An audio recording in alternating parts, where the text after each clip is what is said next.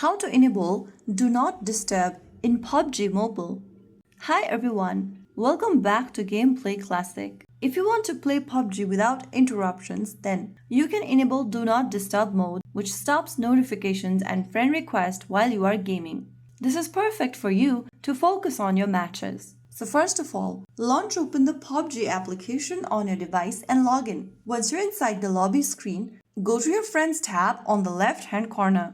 Once you get to this expanded menu, click on this little emoji icon at the bottom, and then you'll come across this custom status option. Go ahead and scroll down and look for this option where it says Do Not Disturb. You can choose the Do Not Disturb feature for non-friends. Simply select Do Not Disturb or Stealth option. If you don't want to be disturbed from non-friends, then tap on Do Not Disturb non-friend option and click on Share Status.